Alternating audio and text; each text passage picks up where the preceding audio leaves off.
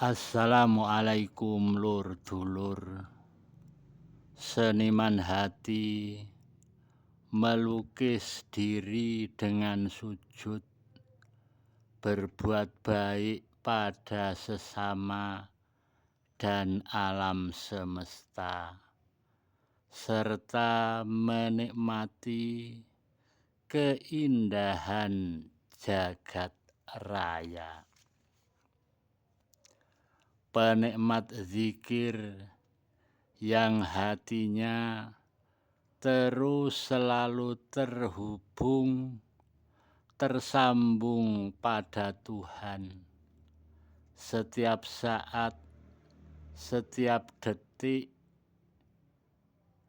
kapanpun, dimanapun, dalam diam dan dalam gerak, sambil beraktivitas, bahkan sambil bekerja pun.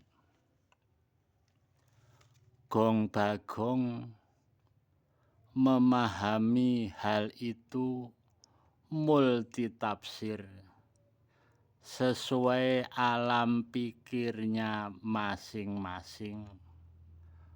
Ana sing ngarani wong ngarip bilah, ana sing ngarani wong juhud, ana sing ngarani wong sufi, ana sing ngarani semedi aktif, ana sing ngarani sang meditatif sejati, ana sing ngarani manusia setengah dewa, ana sing ngarani manusia setengah wali, ana sing ngarani manusia purna.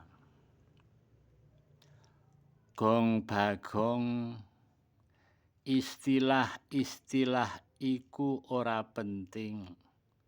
Sing penting iku bener-bener awake dhewe iki mengalami, banjur bisa ngrasakake nek wong Jawa sing den arani rasa sejati. Gong Bagong, wong iku nek wis bisa ati terus tersambung pada Yang Maha Kuasa, banjur gari nindakake, wayah nyambut gawe ya nyambut gawe, wayahe leren ya leren, wektune salat ya nindakake salat. Damai urip iki, enjoy bahagia sejati. Sayangi keluarga, sayangi anak istri, setulus hati. Gusti kuwasa ndika, kula zikir eling paduka. Gusti kuwasa ndika, sakureping langit salumahing bumi. Gusti kuwasa ndika, sak njabaning jagat, sak jeroning jagat. Gusti kuwasa ndika, sang alam donya nganti tumeka ngalam ngaras. Gong Bagong terus berjuang, hidup tegar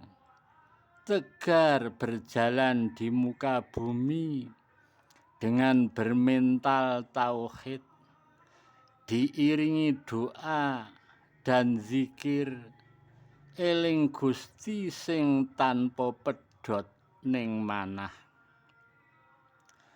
Eling lan waspada, nek wis bisa eling, waspada eling iku begalane lali. Nek lali lek ndang-ndango eling. Gong Bagong dadya pepeling. Ati sing suci iku hati yang selalu tersambung pada Tuhan. Pikir sing suci iku pikir sing tafakur. Nggo mikir-mikir gegaweane banjur weruh keagungane Gusti Allah. Pangrungu sing suci iku amung kanggo ngrungokake firman Tuhan. Pandeleng sing suci iku amung kanggo ndelokake rahmat. Rahmat sing diparingake karo awake dhewe ya rahmat sing diparingake karo wong sak ngalam donya ya marang kabeh makhluk. Pangucap sing suci pangucap sing nggo muja-muji Gusti. Kabeh jiwa raga pancandriya nyawiji ing Gusti mung mandeng sawiji mandeng ing Allah lan Rasulullah. Tonton terus video yang perdana sampai video yang ke-26. Mbok menawa ana manfaate bisa nambahi bakoh kukoh ing dalem iman tauhid makrifat. Mohon maaf kalau ada tutur kata yang kurang berkenan di hati dulur-dulur semua. Terima kasih. Wassalamualaikum warahmatullahi wabarakatuh.